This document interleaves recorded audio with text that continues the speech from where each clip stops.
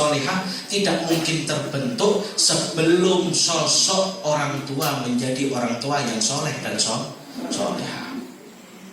Karena apa? Disebutkan apa? Rasulullah SAW bersabda, al-madrasatul ula, ibu adalah madrasah pertama bagi seorang anak. Sebelum anak kenal guru, sebelum anak kenal sekolah, sebelum anak kenal pondok pesantren, sebelum anak kenal majelis taklim, yang dia kenal adalah ibunya dan bapaknya.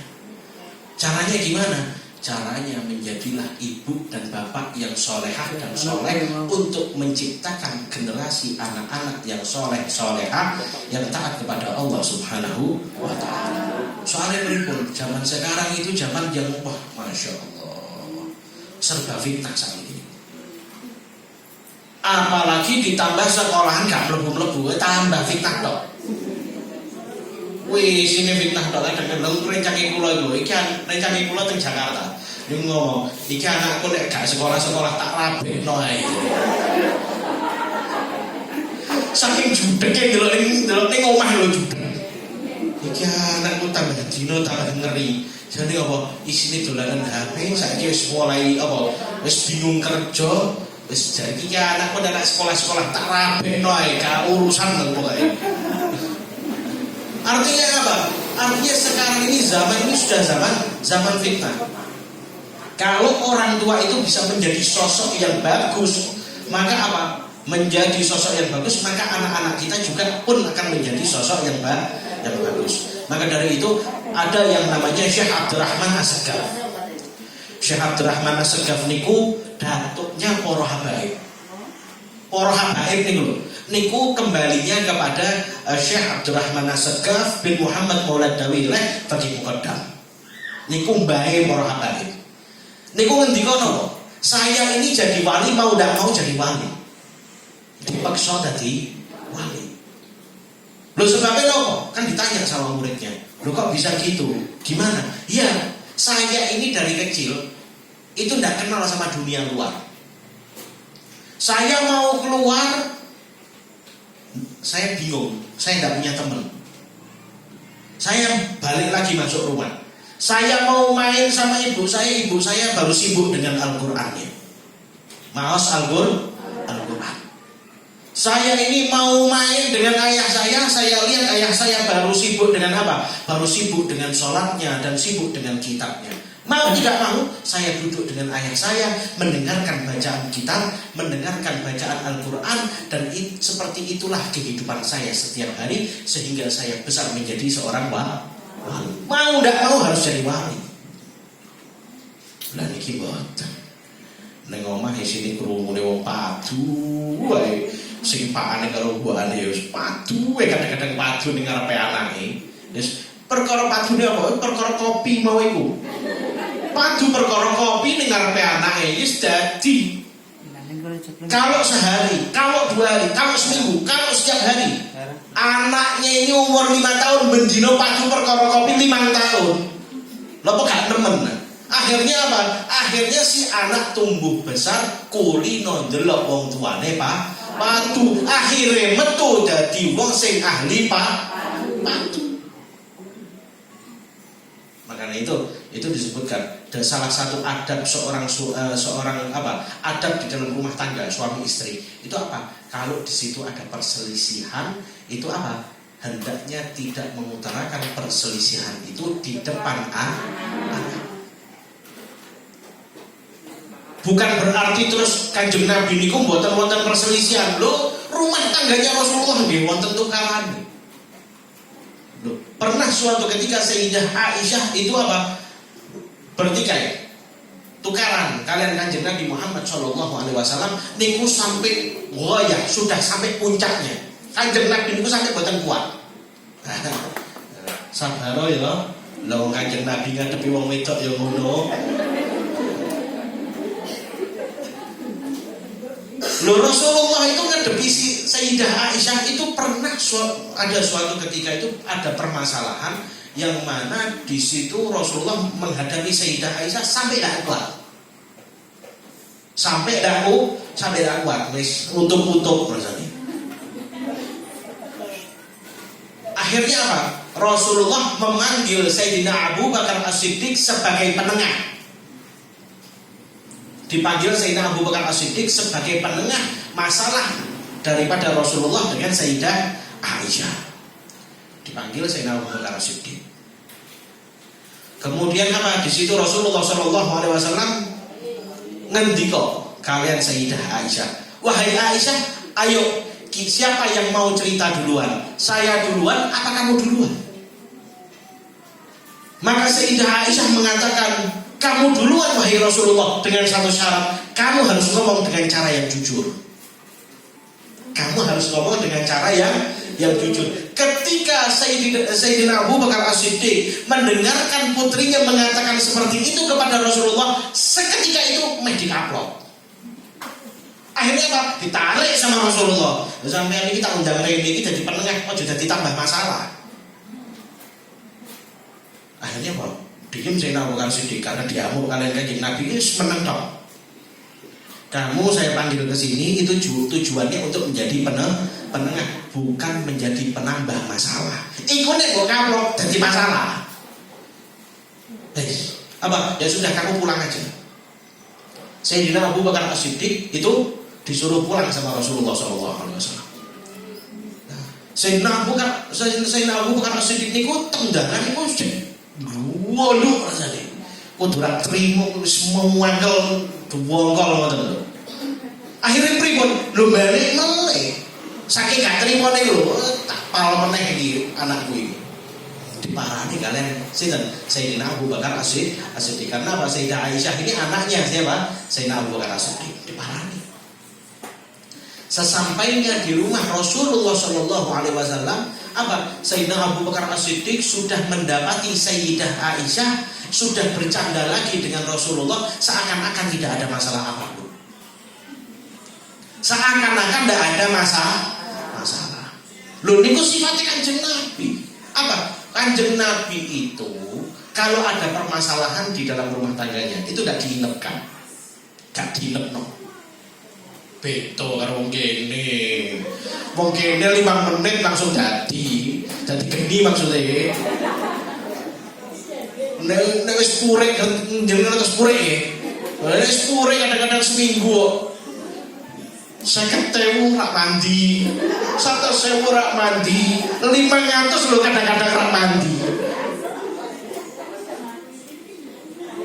Nek 1.000 1 juta lho, iki mandi iki. Mungkin Mas sepuntene, 1 juta Mas sepuntene kan ngono.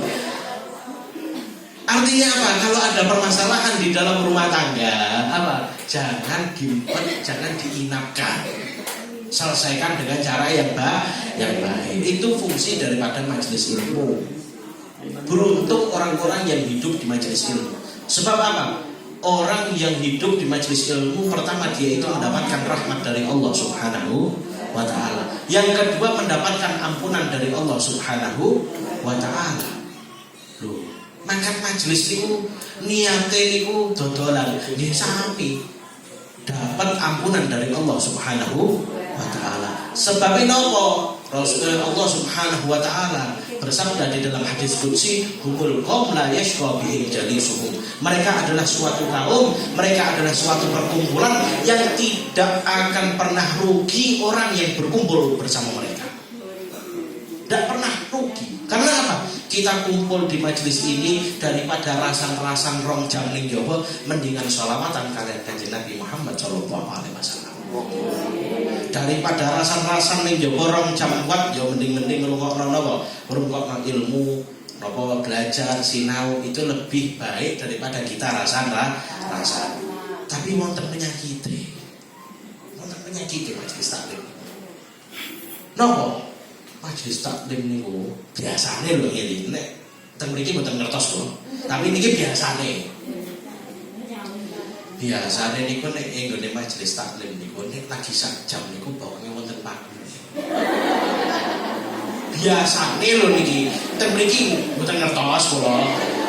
Mugi-mugi sing mboten ngoten. Biasane niku bawane wonten pakune. Nek 2 jam niku pakune dadi dawa. Saya mandek tambah gatel kabeh. Tapi nek majelis rasan-rasan niku subhanallah, itu apa? Itu seakan-akan bibir kita ada madunya. Tambah suwi, tambah akeh madune. Tambah manis, tambah enak. Nah, itu yang membedakan. Makanya itu Rasulullah SAW ngendika, "Huffatil jannatu bil makarih wa huffatin naru bisyahwat." Surga itu dikelilingi dengan perkara-perkara yang bertolak belakang dengan hawa nafsu. Hawa nafsunya awake dhewe niku pripun? Pengine si jagongan, pengine si ngerumpi, ngerasani wong enak. Tapi apa? Kita menolak hawa nafsu itu, tetap hadir di majelis ini, mencari ilmu, semangat. Itu adalah bentuk respeknya kita ingin masuk ke dalam surganya Allah Subhanahu wa ta'ala. Wa huffatin naru bisyahwat, dan neraka itu dikelilingi dengan segala sesuatu yang sejalan dengan hawa nafsu.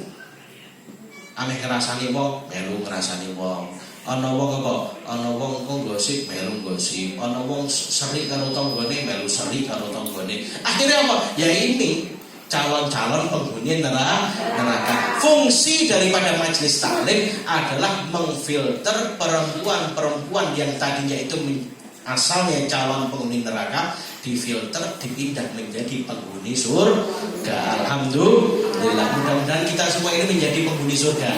Anak-anak kita menjadi anak-anak yang soleh-solehah.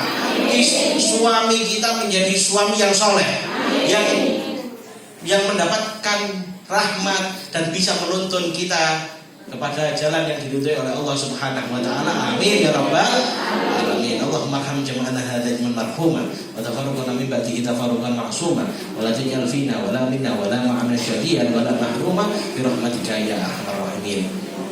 Jadi yang terakhir nanti di bulan Ramadan itu ada yang namanya Lailatul Qadar itu tadi.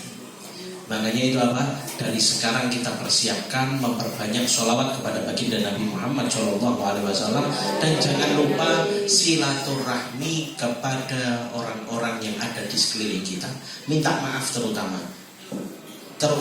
minta maaf kepada orang tua kita, minta maaf kepada tetangga-tetangga kita, sedulur-sedulur, minta maaf kepada mereka. Agar supaya apa? Agar supaya dosa kita diampuni oleh Allah Subhanahu wa ta'ala. Masuk ke bulan suci Ramadan, apa? Hati kita sudah siap menerima pemberian dari Allah Subhanahu wa ta'ala. Dan satu lagi, apa? Kalau yang orang tuanya masih ada. Kalau orang tuanya tidak ada, pripun? Yang orang tuanya sudah meninggal, sudah mendahului, maka gimana? Ojo lali dikirim mojo yasin, tahlil, apa? Kirim doa kepada orang tua agar supaya diangkat derajatnya oleh Allah Subhanahu wa ta'ala, diampuni dosa-dosanya oleh Allah Subhanahu wa ta'ala. Itu tandanya anak yang berbakti kepada orang tua. Sebab berbakti kepada orang tua itu bukan menunggu sampai orang tua yang meninggal, akan tetapi berbakti kepada orang tua itu kita yang meninggal. Seumur hidup kita harus berbakti kepada orang tua. Bukan sampai nek wong tuane sudah meninggal terus tidak harus berbakti. Tidak, harus tetap wajib berbakti kepada orang tua walaupun orang tuanya sudah meninggal. Dengan cara apa? Mendoakan kedua orang tuanya. Karena apa? Doa seorang anak itu adalah yang paling ditunggu orang tuanya, seperti halnya orang yang kehausan menunggu air. Sampai nek iki di padang pasir. Wes haus sehaus-hausnya. Niku nek ana wong sing ngeki banyu es, nggih. Banyu es sak gelas niku nikmati luar biasa. Bahkan itu ada raja yang mengatakan, saya kalau di padang pasir kehausan, ada orang yang memberikan saya apa? 1 gelas air es, saya akan berikan kepada dia setengah daripada harta kerajaan saya. Mahal. Nah, seperti itu juga orang tua yang menunggu doanya seorang anak di dalam kuburan. Maka dari itu apa? Tetap berbakti kepada orang tua walaupun orang tua kita ini sudah meninggal. Mudah-mudahan Allah Subhanahu wa ta'ala menjadikan kita semua orang-orang yang solehah yang senantiasa mendoakan kedua orang tua. Amin ya rabbal alamin. Bismillahirrahmanirrahim. Alhamdulillahirabbil alamin. Allahumma shalli wa sallim ala sayyidina Muhammadin wa ala alihi wa sahbihi ajma'in. Allahumma inna nas'aluka ziyadatan fid din wa barakatan fil umur wa sihhatan fil jasad wa si'atan fil rizq wa tawbatan qabla al-maut wa syahadatan inda al-maut wa maghfiratan ba'da al-maut wa 'afwan inda al-hisab wa amanan min al-'adab wa rizqan min al-jannah wa rizqna an-nadhara ila wajhikal karim ilahi ya rabbana anta maqsudana wa ridhaka matlubana atina mahabbataka wa ma'rifataka ya arhamar rahimin. Allahumma ij'al sayyi'atina sayyi'ati man ahbabta wa la taj'al hasanatina hasanati man abghadta. Allahumma arzuqna fahman nabiyyin wa hifdzal mursalin wa ilhamal malaikatil muqarrabin. Allahumma inni a'udzu bika min ilmin la yanfa' wa qalbin la yakhsha' wa 'amalin la yurfa' bi rahmatika ya arhamar rahimin. Rabbana hab lana min azwajina wa dhurriyyatina qurrata a'yunin waj'alna lil muttaqina imama. Allahumma ij'alna awladana wa ahlana wa talamidzana wa ahbabana wa jiranana min ahli al-ilmi wa ahli al-salam wa ahli al-istiqamah wa la taj'alna wa iyyahum min ahli syarri wa tughyan wal-ghaflah bi rahmatika ya arhamar rahimin. Allahumma iftah 'alaina futuhal 'arifin. Allahumma iftah 'alaina futuhal 'arifin. Allahumma iftah 'alaina futuhal akhirin wa faqihna fid din bi rahmatika ya arhamar rahimin. Sallallahu alaihi wa sallam. Fatiha subhana rabbika rabbil izzati amma yasifun wa salamun alal mursalin walhamdulillahi rabbil alamin. Bismillahil Fatihah.